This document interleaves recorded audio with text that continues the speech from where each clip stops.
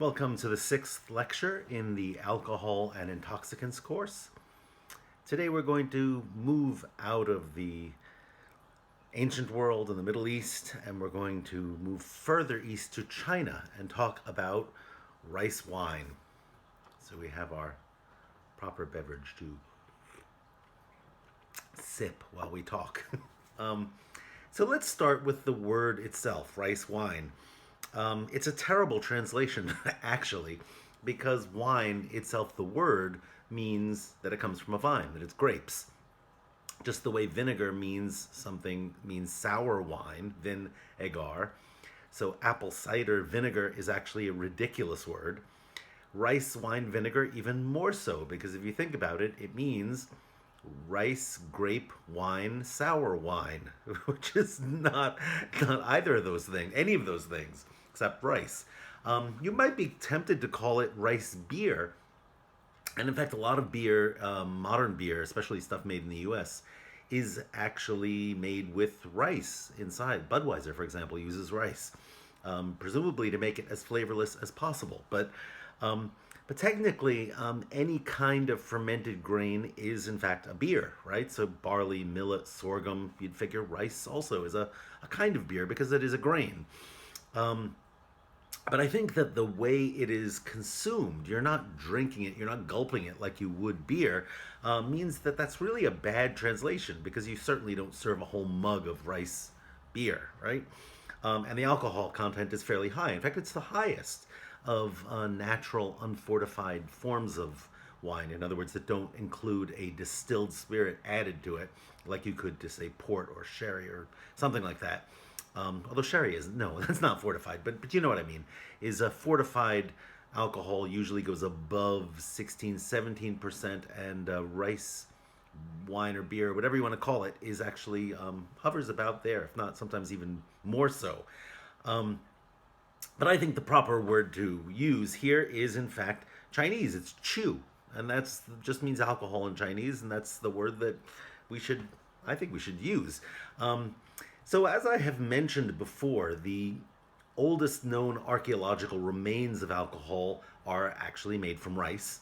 Jiahu in the Henan province of the Yellow River Valley turns up a 9,000-year-old example made of rice, honey, and something that is probably hawthorn fruit or may even be grape. They're wild grapes.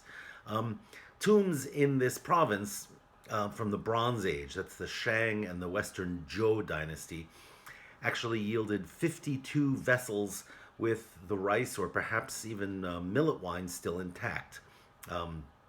This is Changziku. These included flavorings also like wormwood, chrysanthemum. They have resin in them, so they're not just plain old alcohol.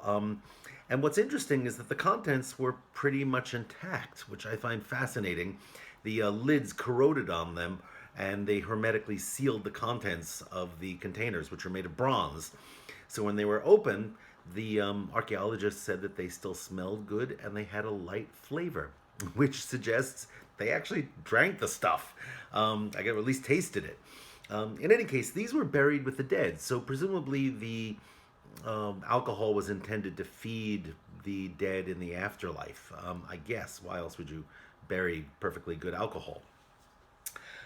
What also makes these types of beverages unique, and in fact not wine or beer in any sense of those words, is that they're fermented not with the aid of yeast, as we have been talking about with wine and beer, but with a kind of mold, which is interesting, a different kingdom entirely, making them unique actually in the world of fermentation. The mold we're talking about is usually known in the West as koji. That's the Japanese name for it. The Latin name is Aspergillus oryzae, which means of rice, a mold form of rice, I guess. In Chinese, the word is Q, Q-U, and it's a powdery mold that settles on cooked soybeans. If you leave them out, will grow this kind of mold.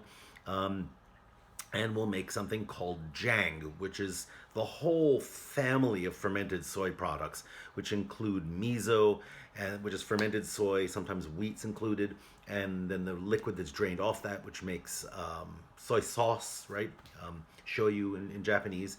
So but it's the same mold basically that's converting the rice into an alcoholic beverage, changing the starches in the rice to sugar, which then ferment. So in the case of most alcohol, in the case of alcohol, the simple sugars are then changed into alcohol, sometimes by ambient yeast. But if you're wondering, like, how would someone have discovered the beneficial effects of mold on rice and soy? Because most of us think mold grows on something and then it goes bad, you throw it away, right? Well, let me say that the one very strange thing about these products is that they're preserved. Obviously, you're using salt in preserved products. They also taste nice. There's something about us in terms of evolution that we like the way these products taste. They in Japanese the word is umami. It's supposedly a fifth flavor that is basically something that we would translate as savory, or something that increases flavor. It's in MSG. In glutamates, in fact many of these occur naturally, but this is something that happens when the mold attacks these products. They increase this flavor principle.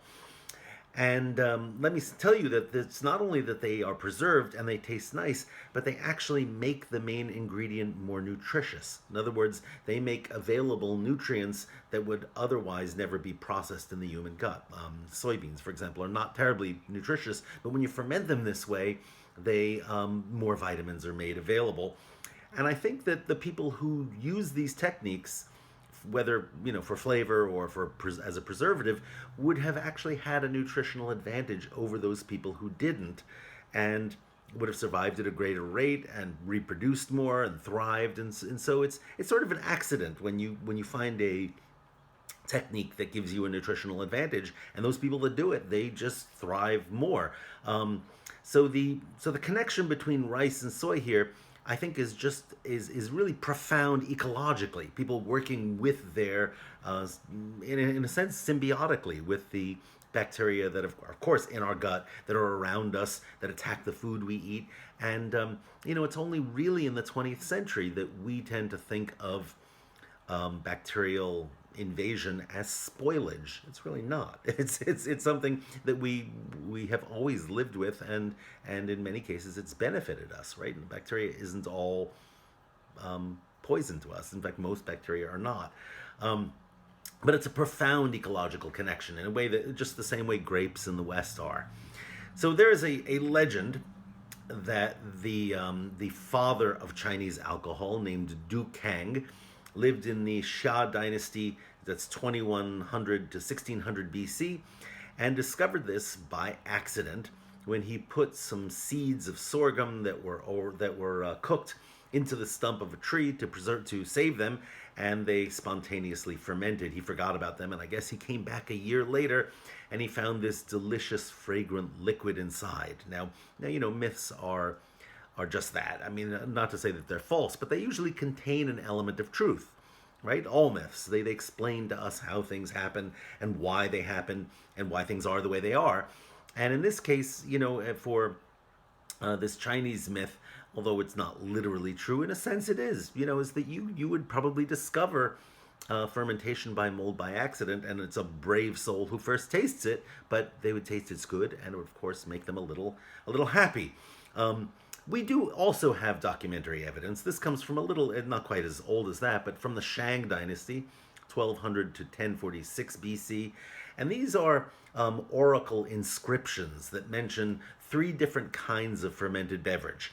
There is a Chang, which is a kind of herbal wine, Li, which is translated as a sweet rice or millet beverage, and then there's Ju, Jiu, which is probably close to what we would think of as sake. It's a rice-based wine with an alcohol content that can be as high as 15%. So it's a little higher than you would get out of wild fermentation with grapes. Now, what they did with these is very interesting. There was an elite form of feasting, but of course, as we've seen in other cultures, and even special officials charged with producing these drinks especially for the court. But I think it's safe to assume that what's going on in these rituals that are described is the same kind of power play and patronage that we saw in ancient Rome and many other cultures. Um, is that you to be invited, you would go through a ceremony and be offered this rice wine, and it served many different functions, right? The wine, the Jew was also used as an offering to the ancestors, and in a very different kind of sacrifice than we've seen in Western cultures, for the very simple reason that in Chinese culture, traditional Chinese culture, the ancestors actually play an active role in daily life here on Earth. In other words, you have to appease them. You have to make them happy. You ask them for favors. They will do things for you if you make the right kind of offering to them, give them the things that they like. And they can be invoked for various reasons: to cure diseases, to help with problems you're having, to bring wealth or good fortune. So the ancestors live on in a very real sense, and they have to be appeased. You do this by presenting them with food and drink, usually on an altar. So there's a special place in your house where you give them these things, and usually you know what that ancestor's favorite is. And it is quite often alcohol placed on the altar, a bottle of Jew or some distillate. And in fact, if you enter a traditional Chinese temple to this day, I happen to have I went into a lot of them the last time I was in China, and the first thing that strikes you, of course, is smoke. There's incense burning everywhere, and large trays of incense, and sometimes these big coils hanging from the ceiling that are burning for days, I think. And that's part of the whole thing. The ancestors like this, right? The smoke communicates to them. But there are also tables of fruit, and I even saw cooked dishes, like whole plates full of food sitting on the altar. But also, among all of this, in fact, perhaps even the most prevalent, were bottles of alcohol. There was rice wine, there were distilled spirits, there were, whole bottles. Just people brought them and made offerings to the ancestors. I'm not sure exactly what happens to these in the end. I don't know if the monks drink them or not. I think they probably do. But they are offerings intended to please the ancestors. There are also eventually a few other beverages named in these sources. One is luo, which seems to have been made of fruit, and lao, which is a rice drink, but it's unfiltered. So to get a clear liquid like that, I don't know whether you can see in there. No, I'm going to spill it if I do that. But to get a clear liquid, you have to filter out. And in fact, they still sell sake that is sort of milky and cloudy, and that's probably similar to this original lao that they're talking about. It's sweet and actually very pleasant too, but it sounds like it. Regardless of exactly what goes into the cup, let's look at a text that involves a kind of ritual toasting. It's for military people. It's actually for a band of archers. And let's see why a very complex form of salute takes place, and why it was actually written down in very exacting detail, and why it was performed for these people. So the text itself is called I/Li, I/Li, or the Book of Etiquette and Ceremonial.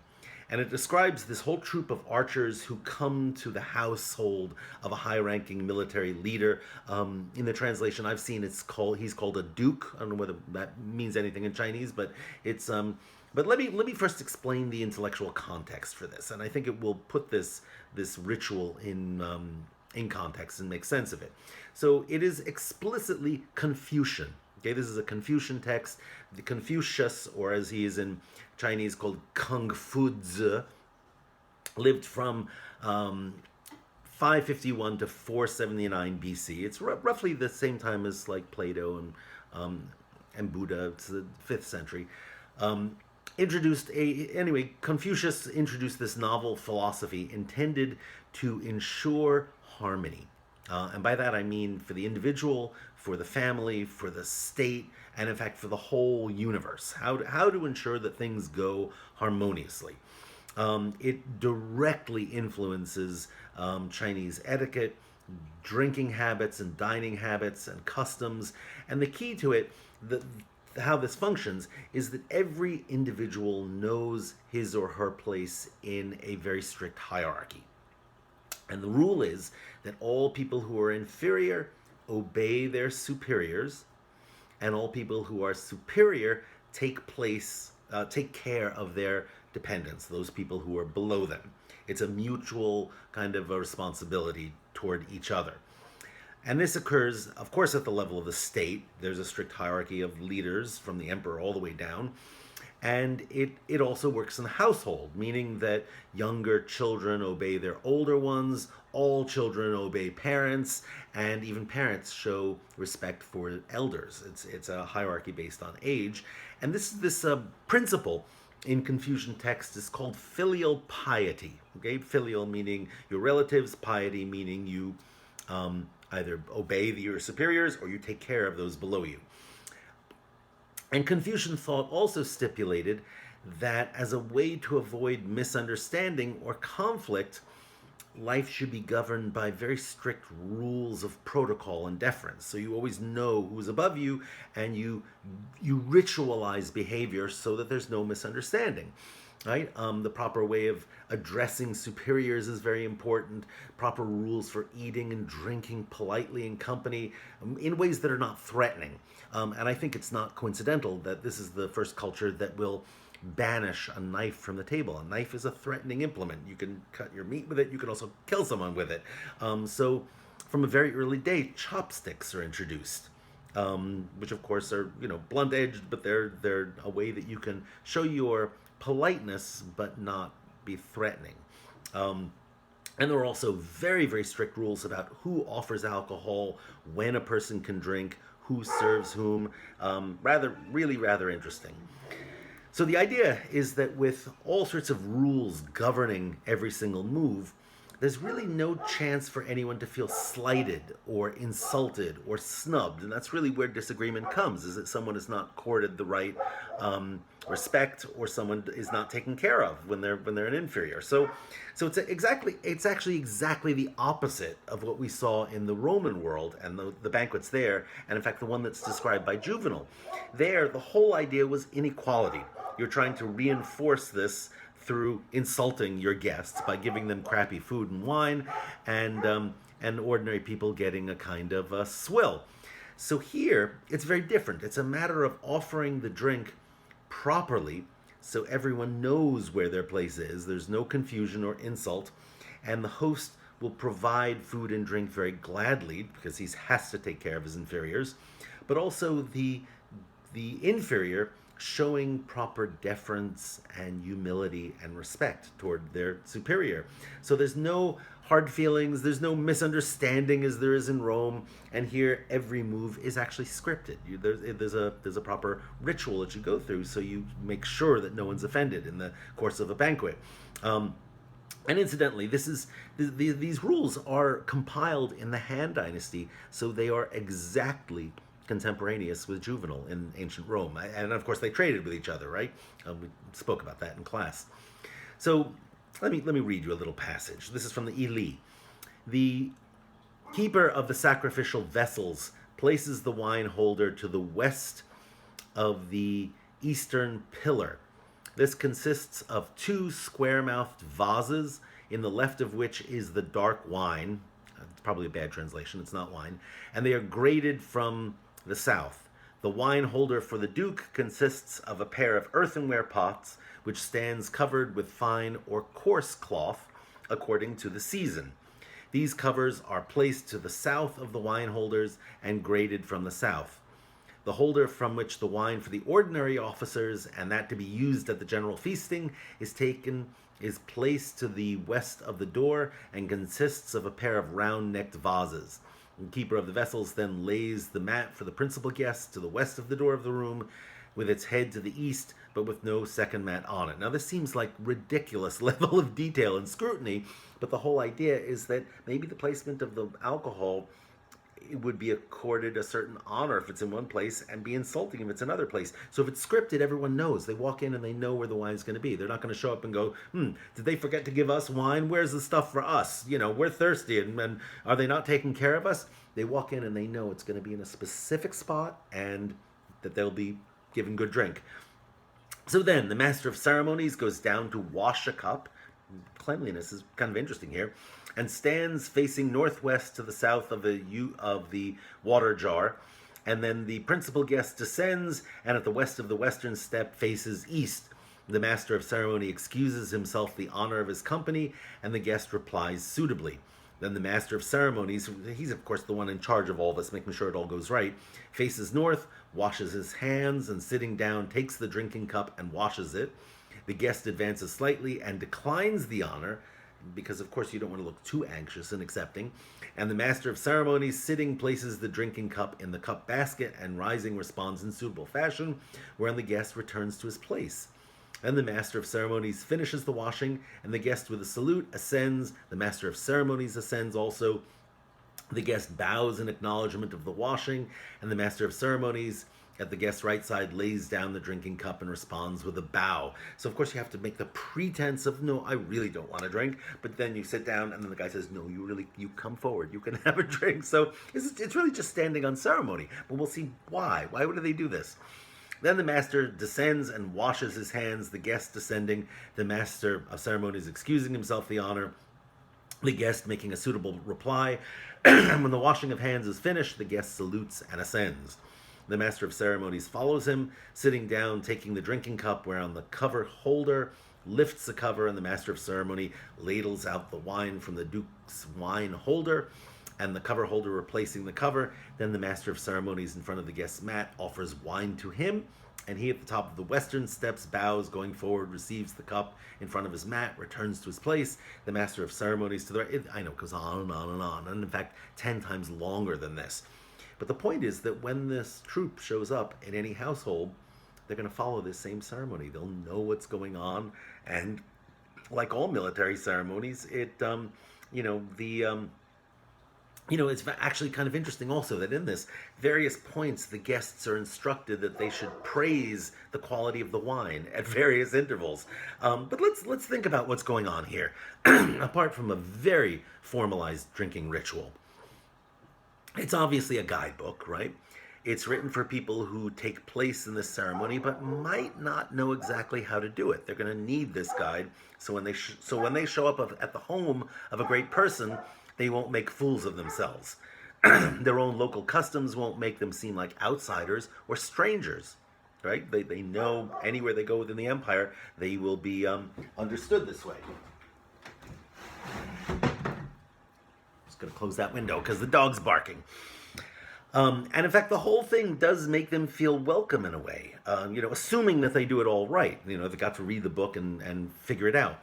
It also puts the host at ease because he doesn't have to impress them by going all out, and there's no possibility that he's going to embarrass himself by messing up, like say Trimalchio did, right, in the feast by Petronius. Because here, everyone knows what's going to happen. His title is assured, and he's not going to make a social faux pas or insult anyone or risk looking ridiculous because he's got to follow the script also. And what this does in every case, whenever this ritual is performed, is it preserves the honor of both the host and the guests. Everyone can feel accepted because they have done the ceremony properly. Presumably, they've done it properly. And of course, it's not descriptive, this is prescriptive literature, right? It's not descriptive. We don't know if anyone actually ever really followed this to the letter. It would take hours to go through. But the idea is that the more ritualized behavior is, the less likelihood of misunderstanding or insult or injury. Hence, everything goes smoothly. Now I realize this is 2,000 years old, right? But let's consider the way Confucian etiquette has influenced Chinese drinking habits today. Okay, let's compare this old ritual with the modern ritual of drinking with your boss and coworkers. Okay, this is an office party kind of event. Okay, now first of all, as in the example above, the cup does not sit in front of you, so you can't just take a sip whenever you like. Okay, someone is controlling this whole thing. When you're offered a drink, you don't just take a little sip. In fact, you have to knock it all back, and it's usually in a small serving, something like this. But I like sipping, so I'm going to do that. But in company, you knock it all back, whatever it may be, say gone by, which literally means dry the cup, okay, empty it. And just as in the Han Dynasty example, the inferior at this point toasts his superior. He says, "What a great boss you are. Look how nice you are to bring us out and give us drinks." So that person is, in doing that, acknowledging his deference and subordination, and the superior is recognizing, yes, I am great, I'm munificent, I am giving you all this stuff. Okay, so their relationship is being established through the drinking company, through the drinking ritual, and he's in other words, the message that's being communicated here is, thanks for taking care of me, boss. Not just for giving me drinks, but of course for paying me and letting me keep my job, right? And here's to you. Thanks. I really depend on you because I've got a family home and whatever. And the boss nods, signaling, basically communicating this. The opposite is, yes, you are right to thank me, and you are welcome. And the person making the toast has to very clearly drink the whole thing, and in fact almost show that it's empty, right? Because what's done is you hold it in your two hands, you tilt it slightly, and then you bow, saying, look, I'm not just faking, I'm really saying it. Remember, when you drink, you're making a promise, you're sealing that agreement. And the agreement between the superior and the inferior is more full because the cup is empty. Understand what I'm saying here? And only to sip a little means I'm not really grateful. I'm just gonna do it out of politeness. Okay, it's much more important than that. And the bow is, of course, also a sign of deference. You show that you are below someone by doing that. It's really actually kind of interesting, because if two people of the same rank meet each other and go through this and end up bowing, one is always trying to get lower than the other until finally someone is under the table. I swear to God, I've heard this described. And the other strange thing about this ritual is that when you go out to drink with your compatriots, and this is not just in Chinese cultures, in Japanese culture especially also, is that you are expected to get drunk. Okay, if you don't, the implication is that the host has not extended his full hospitality, and that as a guest you haven't really shown due respect and honor, is you have to be really happy. And the only time, as I said, that it gets really tricky is if you're equals, who toasts whom, right? And you know, and this is the case. Often when there are equals, 1,000 cups of wine is not too much when bosom friends meet together. So the custom is, again, when you clink glasses, you go lower than the other person to suggest you're inferior, even if you're equal. So my larger point is that this drinking is intended to really forge personal relationships, ones that would maybe not come as clearly or would not be communicated as clearly if the people weren't drinking. It forges those bonds between individuals in this case. And to not partake of this means that you are a social outcast. You cannot go to a drinking party like this with your boss and not drink. It's a terrible insult, in fact. There's great poetry also. Let's go back to the past. To the Tang Dynasty. This is in the 700s. A poet called Li Bai, or Li Po. He's considered by many people to be the patron saint of alcohol, if you want to think of it that way. He penned a poem in praise of drunkenness, and was part of this whole circle of elite men who praised drinking and loved to get together and drink. And at one point, he gained the favor of the emperor in Chang'an, so he moved in very, very elite circles. Okay, this is sort of he's not just an obscure poet writing this stuff. He's really very popular, and these were well-known poems. So let me read you one. This is Waking from Drunkenness on a Spring Day. Life in the world is but a big dream. I will not spoil it by any labor or care. So saying, I was drunk all day, lying helpless at the porch in front of my door. And when I awoke, I blinked at the garden lawn. A lonely bird was singing amid the flowers. I asked myself, had the day been wet or fine? The spring wind was telling the mango bird, moved by its song, I soon began to sigh. And as wine was there, I filled my own cup. Wildly singing, I waited for the moon to rise, and when my song was over, all my senses had gone. Um, Li Bai is also, incidentally, the narrator of a Chinese film. If you've ever been to Epcot and gone on that big round circular theatrical presentation about China, it's him speaking. You know, an actor obviously playing him. And what's interesting is that he was discovered in Western culture in the late 19th and early 20th century, and was very influential on modernist poets, Ezra Pound especially, which is kind of interesting. Um, let me maybe read you another one. This is "Drinking Alone Under the Moon" by Li Bai, which is well, his dates are 701 to 762. This is really old stuff, and it's a Witter Beiner's translation. If you're interested in finding the whole thing. So, from a pot of wine among the flowers, I drank alone. There was no one with me, till raising my cup, I asked the bright moon to bring me my shadow and make us three. Get it? Moon, me, and my shadow. Alas, the moon was unable to drink, and my shadow tagged me vacantly. But still for a while I had these friends to cheer me through the end of spring. I sang. The moon encouraged me. I danced. My shadow tumbled after. As long as I knew, we were boon companions. And then I was drunk, and we lost one another. Shall goodwill ever be secure? I watched the long road of the river of stars. Hey, it's a strange, sad, wistful poem, but sort of being lonely and drunk, but and having things in nature. But it's a very interesting poem, I think. So let's turn to the slightly less poetic but far more practical advice on how fermented products were made. And as in the West, there are classical farming manuals, right? The equivalent of Cato in say, the Roman tradition. And this is called the Qi Min Yao Shi, Essential Ways for the Living of Common People. I'm not sure I pronounced the Chinese correctly, but I did my best.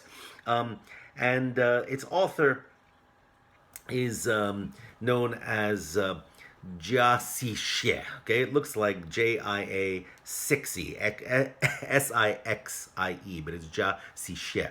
Written in the 530s or 540s. It's a fascinating agricultural text. And it explains, most interestingly, that there are 37 different kinds of wine, or alcohol, let's say.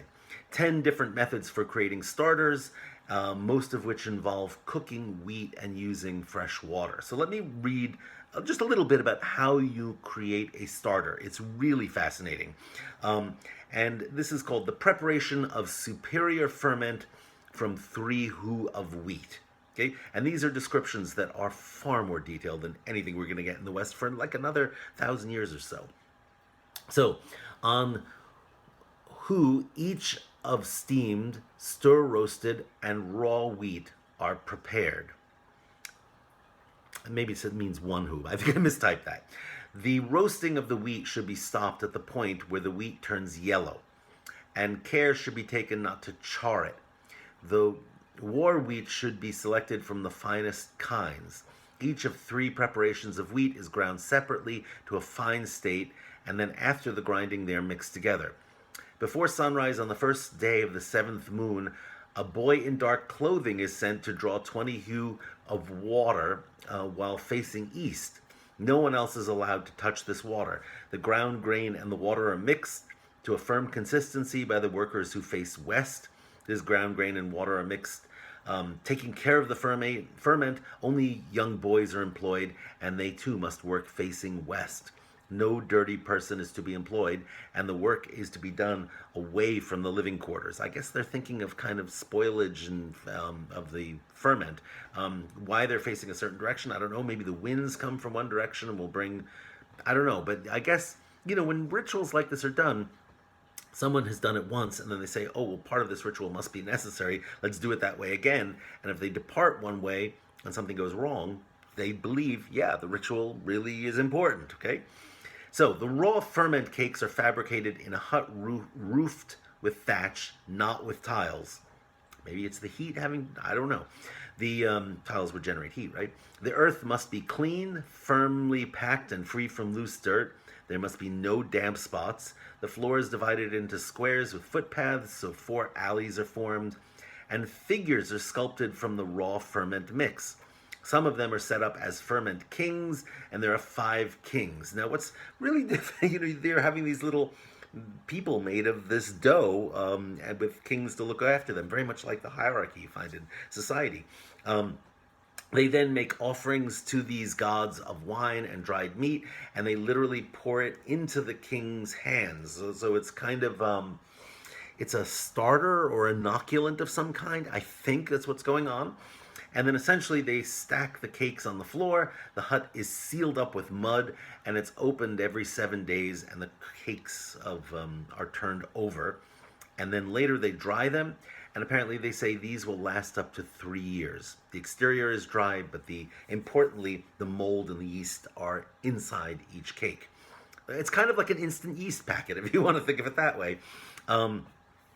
And the hut is also used again, so presumably the microbes probably survive in the walls. Now, I'm thinking that Xiao Sheng is actually making these commercially, because he's got a lot of them, more than you'd need for making one batch, and probably selling them, right? Or is telling someone who wants to read this manual, here's how you sell them, and and make a living off of this for other people who want to make alcohol at home.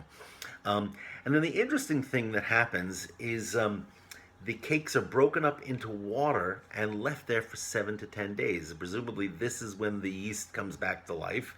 And then partially cooked rice or millet is added. It ferments. There's more rice added. And it's fairly easy. At this point, basically, you have rice wine, right? The whatever ingredients you're adding to that already inoculated base are going to ferment and start bubbling, and maybe reach a point till about 16 to 20% alcohol. That's when yeast is killed, and that's something I should have mentioned long ago. Actually, is that's about as strong as any natural ferment can get, because alcohol kills yeast, and that will stop the whole fermentation process. And the only way you can get something higher than that is either to distill it or add a distilled product back into it. Now, what fascinates me about the directions is that this book is really geared mostly toward families. And in fact, the recipes often say that families without helping hands can use well water instead of river water. Presumably, river water, you have to go down to the river and carry all the way back. So what this implies to me is that it's not exactly an industrial scale, right? They're not doing this on a huge level, but the making of the ferments clearly does, because that's going to take a lot of people. So you'd have, imagine you have like this whole hut full of the starter cakes. And again, I think what they're doing is that a family could specialize in this and sell those cakes to other people who are making it on a small batch, because the advice most of the book is on a small scale. In any case, they are the most detailed directions for making alcohol that exist on Earth, and really won't be surpassed, I think, for like another millennium or so in the Western tradition. In some of the recipes, the cakes will contain plant material. And let's talk about one specifically. Artemisia goes into all sorts of things. This is a form of wormwood. It will later be made into absinthe. We'll see much later in the course. But there's all sorts of interesting things the Chinese do with it. It's part of medicine.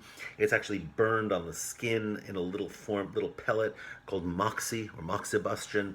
I found out very recently that the ashes from Artemisia actually go into a noodle dough to make it alkaline and stretch. And I've actually just got some this past week in my cabinet, and I've been playing around with it. And I don't actually know what to do with it yet, but it's Artemisia. But in any case, it also encourages mold growth. And so you see it in a lot of ferments. When you're trying to start koji, the recipes will actually include this form of Artemisia. There are also medicinal wines that contain it. And of course, that's why it's called wormwood, incidentally, in the West, is that it's very bitter, but when you drink it, it will flush the worms out of your system.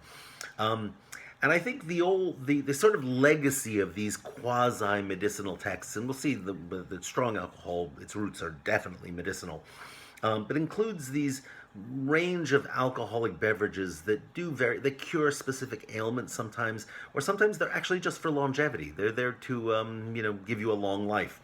Um, and I think what's interesting is that the medicinal nature of alcohol has almost completely disappeared in the Western tradition, except maybe a few cold medicines and sleeping aids. If you think about it, NyQuil is mostly alcohol. They don't advertise that. 25% alcohol, something like that, crazy. So, don't go home and drink a bottle of NyQuil. I think it'll make you very sick. But in any case, Jiaxixie has all sorts of medicated wines and elixirs and rice-based drinks that have all these herbs and things in. And what is interesting is if you go to a Chinese pharmacy, right down to the present, any traditional Chinese pharmacy or even dry goods store or even a regular food market will often contain various wines with things in them like ginseng, which is a panacea. It's good for curing all sorts of things.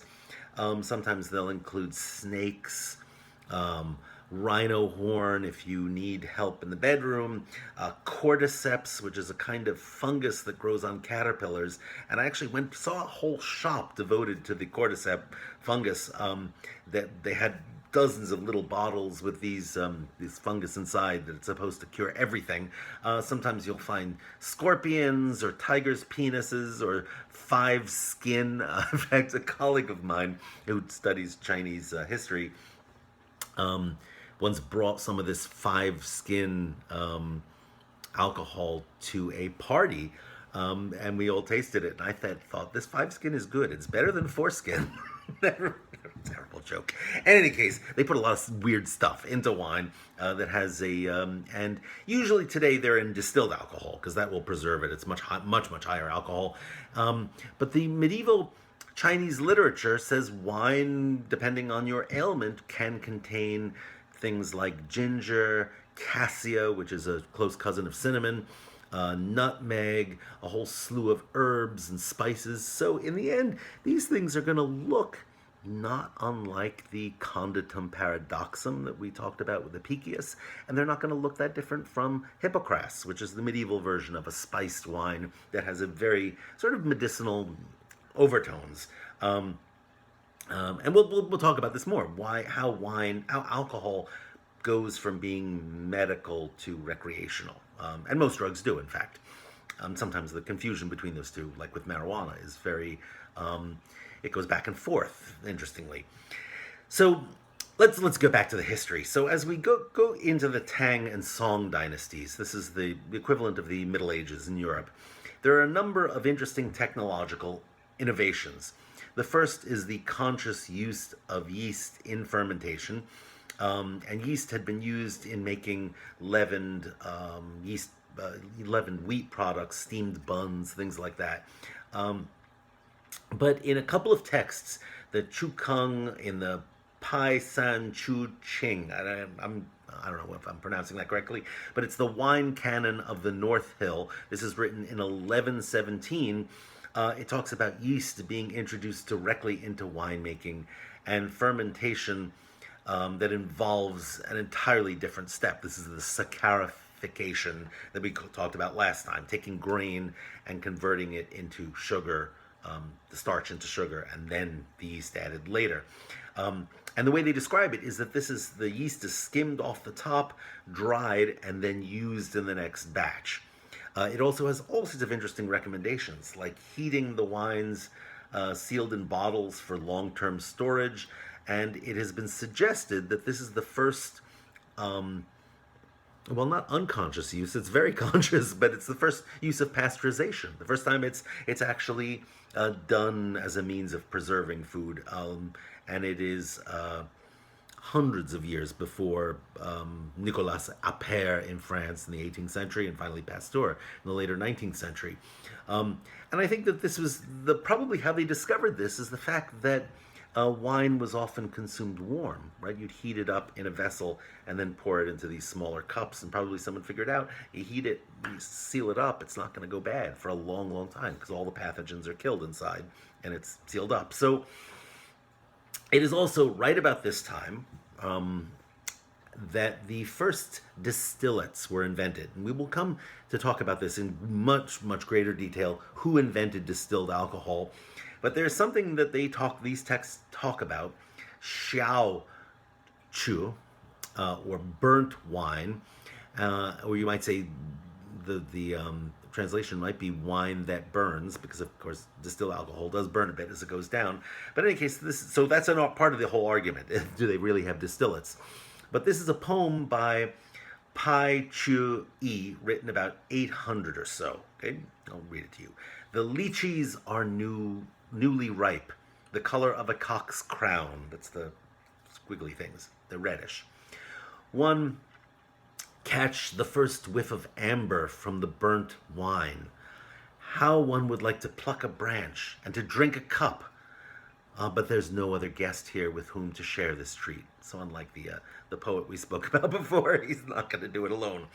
So there's as I said, a great disagreement whether this is merely heated wine or really a true distillate. The process, the first time that process of distillation is described in detail is the 12th century in Europe, but it's probably done long, long before then. And in fact, there is no early description of how it's done in Chinese literature. Later pharmacy books describe it. The Benkao Gangmu gives you very contradictory evidence that it's much later. But in some places, it says distillation is entirely new in the late 13th century. Other sources say that it's been done for a long time before then, which of course could be mistaken. Bad translation, maybe. And the word burnt wine is also, Xiao Chu, is also used from the 800s. So we really don't know if they're distilling or they're just heating the wine and serving it that way or doing it to preserve it. So the strange thing is that the only texts in Chinese that very clearly describe distillation date to the 1200s.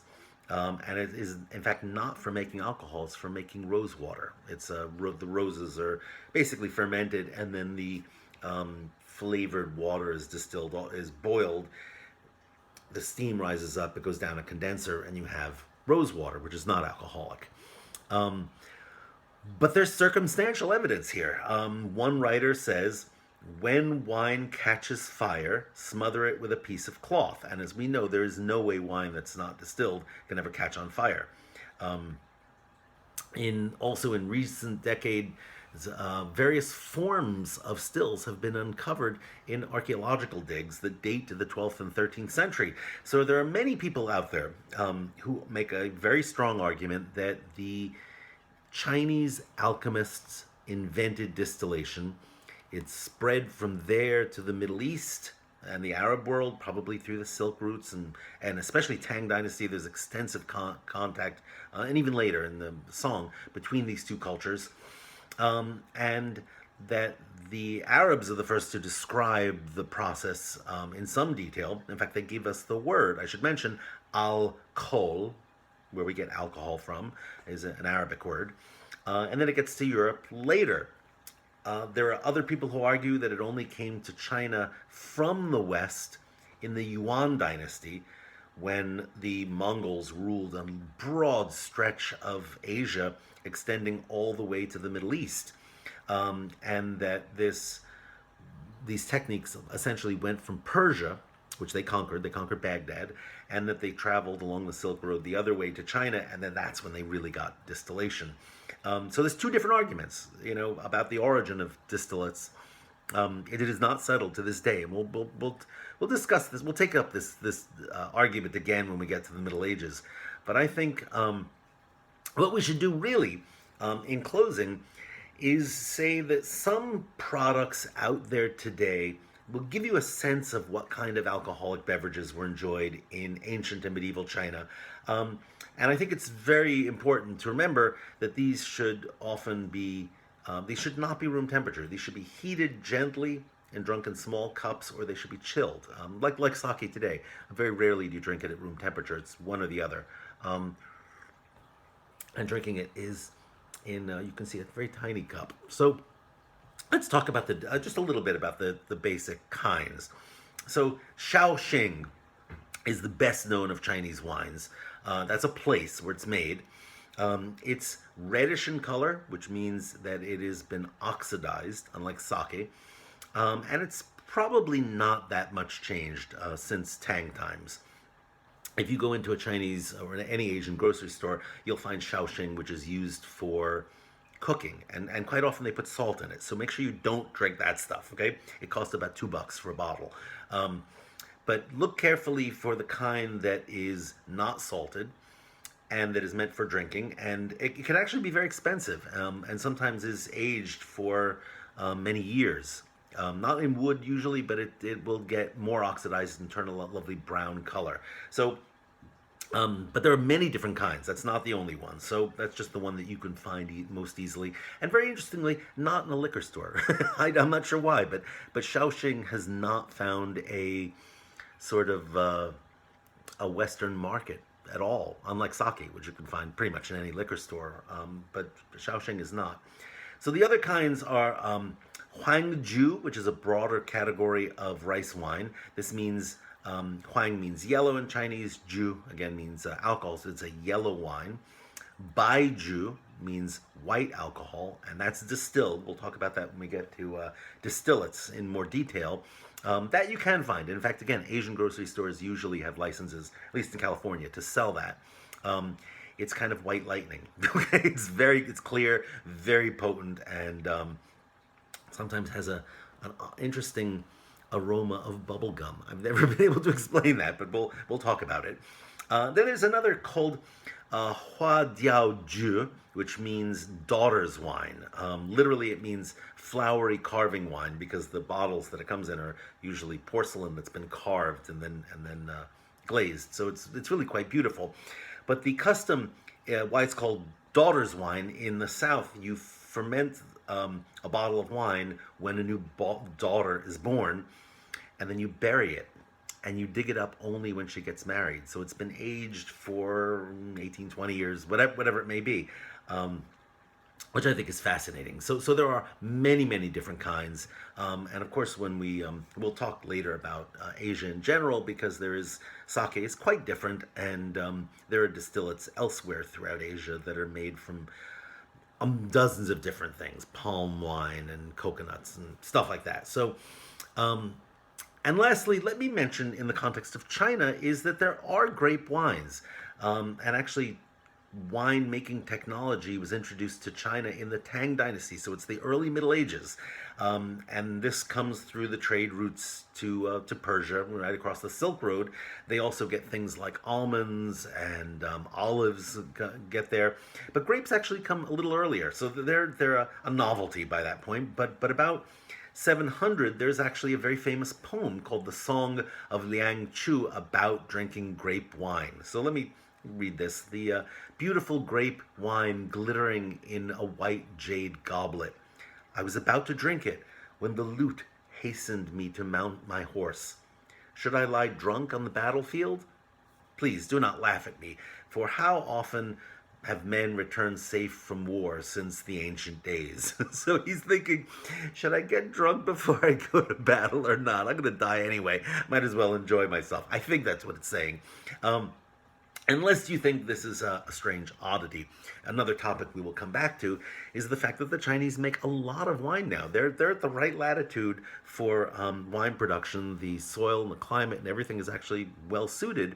The Chinese got it in their head that the wine they wanted to drink was very high in tannin, dark red, was something like a Bordeaux. And so they make a lot of stuff like that, which is, it's hard to drink. Let me put it that way. I did drink a lot of this. But they are also, we'll come to this topic, the largest purchasers of high-end wine, especially Bordeaux and French wine, such that they buy it all. They've it's almost impossible to find a bottle of Bordeaux anymore because almost all of it goes to China now. Serious collectors there and serious drinkers. And it's begun to trickle down to ordinary people who drink wine also. Though it really, it has a hard time matching with Chinese food. Let me tell you, that's a leap. Whereas, baijiu and even ordinary rice beverage actually go with Chinese food very nicely. Dark red wine is and soy sauce like kind of anyway. We'll discuss this later. Okay, thanks. I'll see you next time. Not sure what we're going to talk about, but we will see you then.